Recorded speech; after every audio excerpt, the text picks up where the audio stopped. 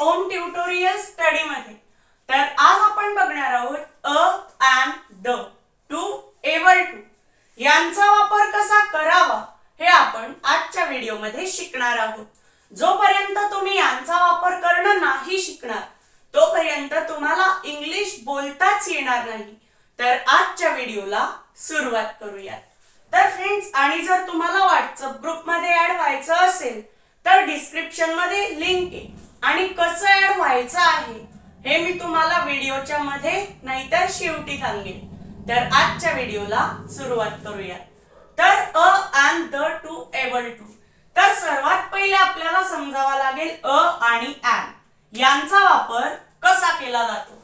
तर आता अ आणि एंड या दोघांचा अर्थ सोबतच तुम्हाला समजेल। तर आता जो अ आहे तर अ चा अर्थ काय होतो, तर अ चा अर्थ होतो एक, आणि जो आपला एन असतो तर एन चा अर्थ पण एक होतो, म्हणजे या दोघांचा अर्थ सारखाच आहे। तर आता यांना यूज करायकरता आपल्याला शिकावे लागतील सिंग्युलर आणि प्लुरल। सिंग्युलर प्लुरल, एक असतो सिंग्युलर फॉर्म, एक असतो प्लुरल फॉर्म। तर आता जो सिंग्युलर असतो तर सिंग्युलरला मराठीतून आपण म्हणतो एकवचन, आणि जो प्लुरल असतो तर प्लुरलला आपण मराठीतून म्हणतो अनेक वचन।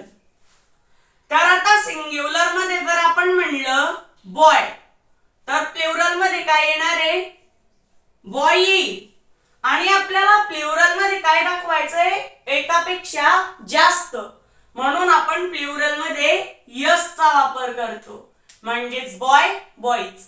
सिंग्युलर मध्ये एकच पण प्लुरल मध्ये एकापेक्षा जास्त, म्हणून आपण यस चा वापर करतो। आता गर्लचं काय येईल, फक्त यलच्या पुढे यस चा वापर करायचा आहे, म्हणजे गर्ल घेतलं आणि यलच्या पुढे आपण काय केलं, यस चा वापर केला। समजा मी घेतलं ग्लासेस, ग्लास घेतलं तर प्लुरल मध्ये काय येईल, ग्लास। पण आता इथे जर पहिलेच यस आलेला आहे तर आपल्याला पुढे काय करायचंय, ग्लासचं ग्लास असून एक यस लावून नाही चालणार, तर आपल्याला काय करावं लागेल, इथे ई घ्यावा लागेल आणि त्याच्यानंतर यस चा वापर करावा लागेल, म्हणजे काय होईल, तर ग्लासेस। आता अ चा अर्थ होतो एक आणि एन चा अर्थ सुद्धा होतो एक।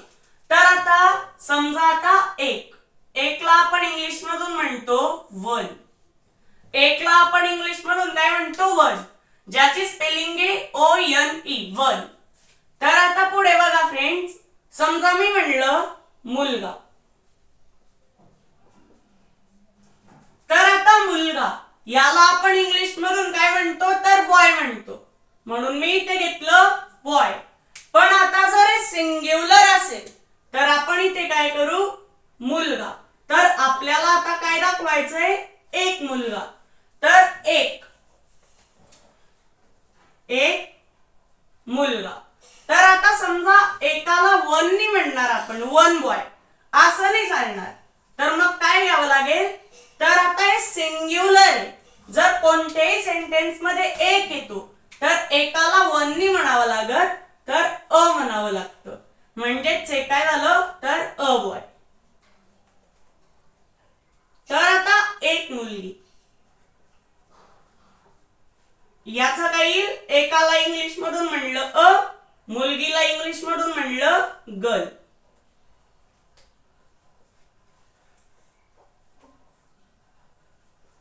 तर आता एवढं तुमचं क्लिअर झालं फ्रेंड्स। तर आता आपण अ चा वापर कसा केला जातो याला आपण आता चांगल्या प्रकारे समजूया।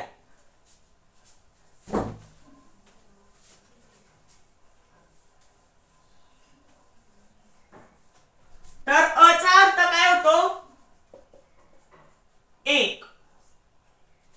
तर आता समजा मी म्हणलं मी मुलगा आहे,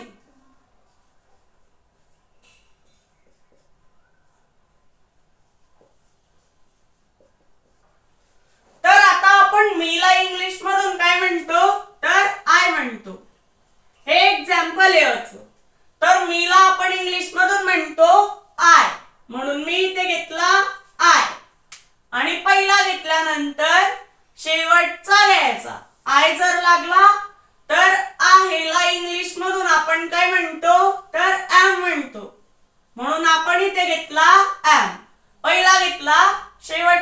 घेतला तर आता मुलगा, इथे जर मुले असतं, जेव्हा आपण स्वतःबद्दल बोलतोय तेव्हा आपल्याला अ चा वापर करावा लागतो आणि जर दुसऱ्या समोर जर बोलत असलो तरी सुद्धा अ चा वापर होतो.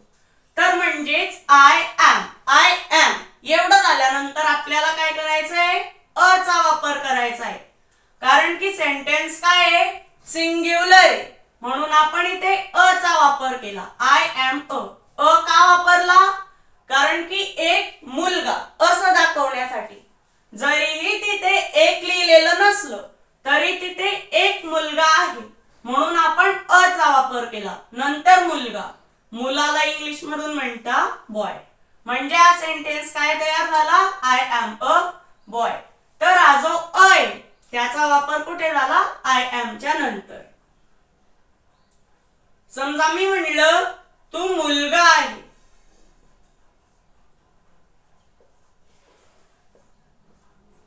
तर आता तुला इंग्लिश मधून काय म्हणलं तर यू, म्हणून आपण इथे घेतला यू.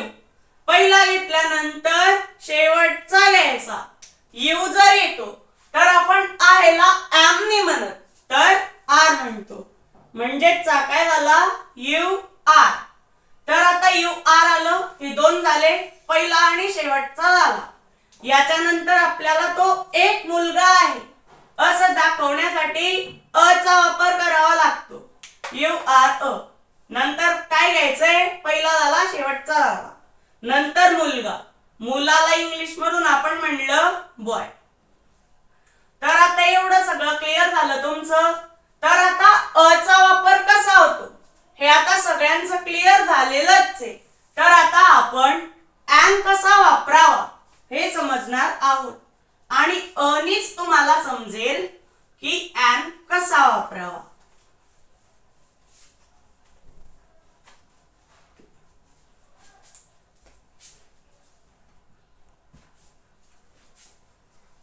तर फ्रेंड्स, आता ज्याच्यामध्ये पहिले letters A, E, I, O, U यांच्यापैकी एक येतात तर त्याच्याकरता एम चा वापर करावा लागतो. समजा आता जर मी म्हणलं युनिव्हर्सिटी,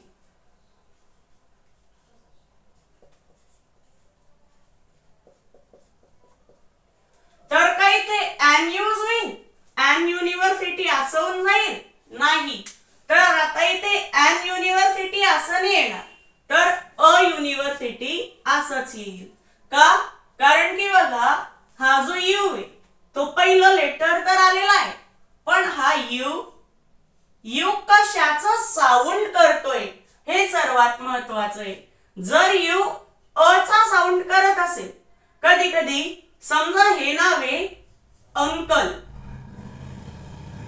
तर आता इथे यू काय करतोय, अ चा साऊंड करतोय अंकल. पण समजा आता जर युनिव्हर्सिटी असं म्हणलं तर यू काय करतोय, यू चा साऊंड करतोय. जर यू चा साऊंड करत असेल तर त्या शब्दामध्ये एन चा वापर नाही होणार, पण जर यू अ चा साऊंड करतोय तरच तिथे एन चा वापर होईल. तर अंकल जे त्याच्यामध्ये अ अंकल असं नाही होणार, तर एन अंकल होईल. का, कारण की तिथे अ यू जो आहे तो अ चा साऊंड करतोय. तर बघा आता कधी तुम्हाला एक गोष्ट लक्षात ठेवायची, अ ते आहा पर्यंतचा जे साऊंड करतात, अ ते आहा पर्यंतचा म्हणजे अ, आ, ई हे सगळे लेटर्स आहे, त्यांच्यापैकी अ ते आहा पर्यंत जे साऊंड करतात ते कशात येतात, त्यांच्याकरता एन यूज होतो. आणि जे क ते न्य पर्यंतचा साऊंड करतात त्यांच्याकरता अ यूज होतो. तर आता ही गोष्ट तुमची क्लिअर झाली. बघा, तर समजा मी म्हणलं, तर समजा आता मी म्हणलं ऍपल, तर आता ऍपल जे ते काय करतोय, ऍ चा साऊंड करतोय, पण मग त्याच्यात हा अ येतोच आहे, म्हणून ते अ ते आहा पर्यंतच्या कॅटेगरीत धरलं जाईल. म्हणून इथे अ ऍपल असं नाही येणार, तर काय येईल, तर ॲन ऍपल असं येईल. तर आता एवढं तुमचं क्लिअर झालं. समजा मी म्हणलं, तर आता बघा पुढे जाऊया. तर आता जो ॲन तो कशा प्रकारे होतोय आपण आता बघूया. तर ॲन ऍपल म्हणजे आता एवढं तर आपल्याला समजलं की ॲन कुठे यूज होतोय. पण समजा मी म्हणलं हा जो बोर्ड बोर्ड, तर आता बी चा काय येतो, तर ब येतो. म्हणून हे काय क ख ग घ याच्यामध्ये ब येतो.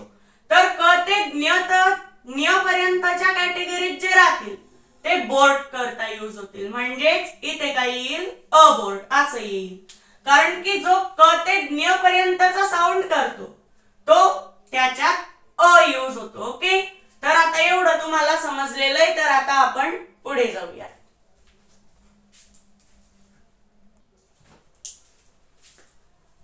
तर आता आपण काही एक्झाम्पल घेऊया. युनिट, बुक, आई, इयर.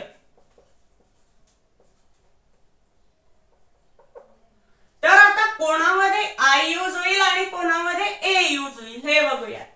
तर आता हे जे युनिट आहे, तर आता युनिट, आता याचं पहिलं लेटर कशाचा साऊंड करतोय, तर यू चा साऊंड करतोय. म्हणून हे काय झालं, म्हणजेच क ते ज्ञ पर्यंतचा साऊंड करतोय. म्हणून इथे काय येईल, अ युनिट. नंतर बुक, ब केव्हा येईल, क ते ज्ञ पर्यंत मध्ये. म्हणून याच्यात सुद्धा अ. आई, तर आता आई ई जो आहे तो अ चा साऊंड करतोय, आ चा. म्हणजेच ते कशामध्ये करताय, तर अ ते आहा पर्यंत मध्ये ते हे करतायत, म्हणजेच साऊंड करतायत. म्हणून जो अ ते आहा पर्यंतचा साऊंड करेल तिथे आपण लिहू ॲन, म्हणजे ते झालं ॲन आई. तर आता इयर कशामध्ये येईल फ्रेंड्स, तर वाय. वाय जो आहे तो य चा साऊंड करतोय. तर तो य चा साऊंड करतोय म्हणजेच क ते ज्ञ पर्यंतचा साऊंड करतोय. म्हणजेच म्हणून आपण इथे यूज केला अ, कारण की जो क ते ज्ञ पर्यंतचा साऊंड करतोय तिथे आपण अ यूज करतो. तर आता अ आणि ॲन हे दोघं तर आपले क्लिअर झाले. आता आपण द ला समजूया.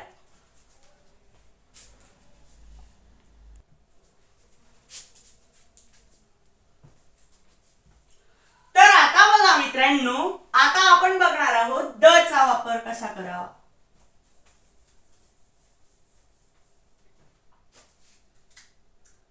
आता जो आपला द आहे याला काही अर्थच नाही, म्हणजे द चा अर्थ फक्त आहे द. द चा अर्थ काय आहे, द. याला दुसरा काही मराठी अर्थच नाही. फक्त बोलताना इंग्लिश मधून बोलताना स्वर लागावा म्हणून द चा वापर केला जातो. तर द चे दोन प्रकार पडतात, एक द आणि एक दी. पण दी जरी असला तरी त्याला दी नाही म्हणावं लागत, दच म्हणावं लागतं. अ ते आहा पर्यंतचा जो असतो, अ ते आहा पर्यंतचा जो शब्द येतो पहिला लेटर त्याच्यात दी यूज होतो. आणि क ते ज्ञ पर्यंत जो असतो त्याच्यात हा द यूज होतो. ओके, तर बघा आता इथे लिहून घेऊ द आणि इथे दी.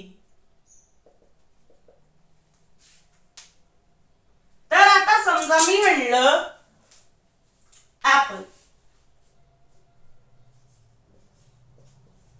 तर समजा आता याला आपण फक्त पुढे काय केलं, द लावून दिला, म्हणजेच ते काय झालं, द ऍपल. समजा आता मी म्हणलं बिग ऍपल,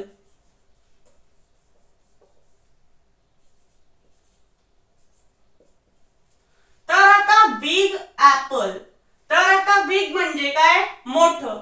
तर आता समजा मलाच ते काय करायचंय, द लावून द्यायचंय, म्हणजे ते काय झालं, बिग ऍपल. तरी आता मग द यूज कुठे करायचा हे तर आपल्याला अजून नाही समजलं. समजलेलं आहे. तर आता समजा मी म्हणलं आय सॅव अ मॅन, मला एक माणूस दिसला. तर आता पुढे काय म्हणायचंय आपल्याला? मॅन वॉज क्राईंग, तो रडत होता.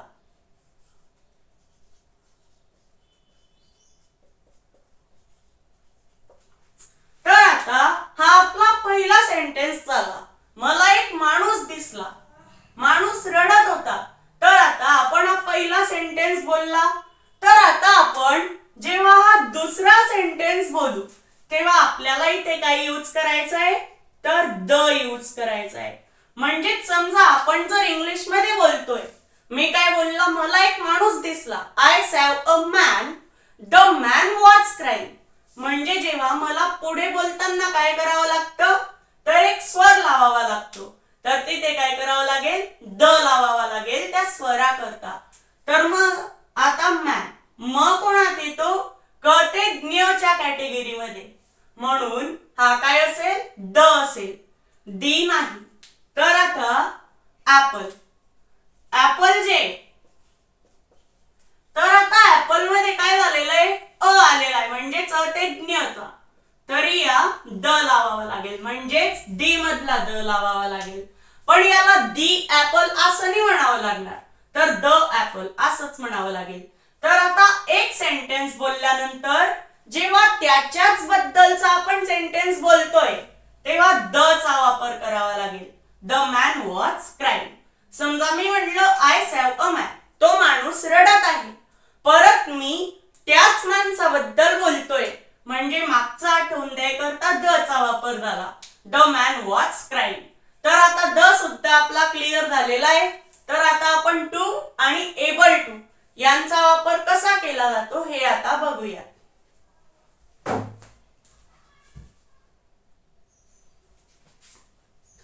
तर आता बघा मित्रांनो, आता आपण शिकूया टू चा वापर कसा होतो. तर आता समजा मी म्हणलं मी शाळेत जात आहे.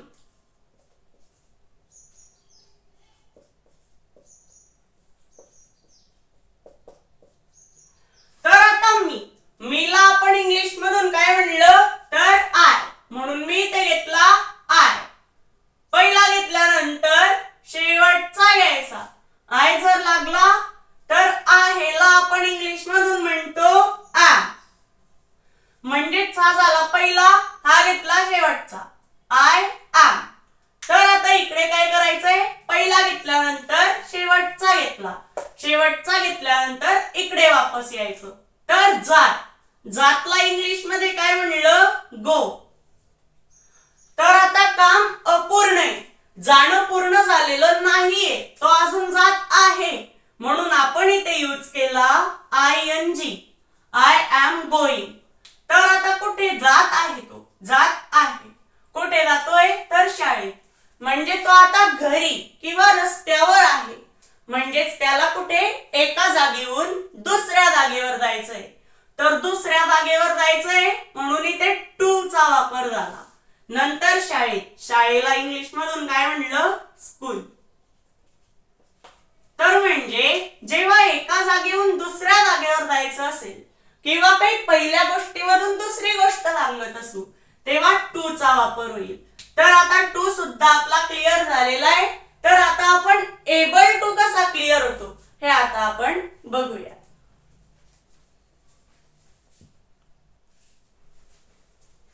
तर आता आपण बघूया एबल टू चा वापर कसा होतो. एबल टू, तर आता एबल टू जो असेल तर एबल टू चा अर्थ आहे सक्षम असणे.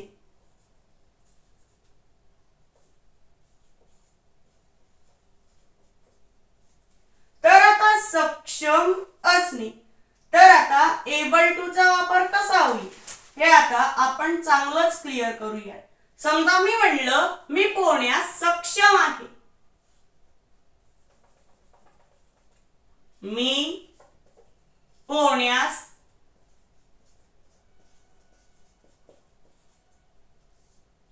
सक्षम आहे.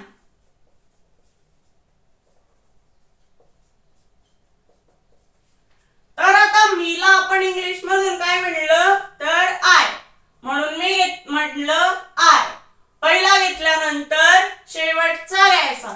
आय जर लागला तर आहेला इंग्लिश मधून म्हणलं ॲम. I am. पहिला घेतला शेवटचा घेतला. नंतर आता सक्षम आहे. सक्षमला आपण इंग्लिश मधून काय म्हणतो एबल टू. पहिला घेतला शेवटचा घेतला असं वापस यायचंय. तर सक्षमला इंग्लिश मधून आपण म्हणलं एबल टू. कशाला सक्षमला, म्हणजे याच्या करता याचा वापर झाला. नंतर पोहण्यास पोहणे, याला आपण इंग्लिश मधून काय म्हणतो तर swim. I am able to swim. तर आता एबल टू चा वापर सक्षम असणे याच्या करता होतो. हे सुद्धा आपलं क्लिअर झालेलं आहे. तर आता पूर्णच पूर्ण सगळं आपलं क्लिअर झालेलं आहे. तर आता तुम्हाला जर व्हॉट्सअप ग्रुप जॉईन करायचा असेल तर आपला उभा मोबाईल पकडा, जसा की असा मोबाईल पकडा. तुम्ही जर आपला व्हिडिओ असा मोबाईल धरून बघताय तर आता असा मोबाईल धरून बघा आणि तुम्हाला असं जे दिसतंय, आता हा आपला व्हिडिओ आहे समजा, याला पॉज करून घ्या 2-3 मिनिटं. तर आता खाली तुम्हाला एक नाव दिसेल जे आपलं टायटल आहे, त्याच्या खाली तुम्हाला नाव दिसेल मोर. तर त्या मोर नावावर क्लिक करा. जेव्हा तुम्ही मोरवर क्लिक कराल तेव्हा तुम्हाला लिहून येईल व्हॉट्सअप ग्रुप लिंक. तर आता तुम्हाला ते जी ब्ल्यू कलरची लिंक राहील खाली त्याच्यावर क्लिक करून आपल्या व्हॉट्सअप ग्रुपवर यायचंय. तर आता भेटूयात पुढच्या व्हिडिओमध्ये.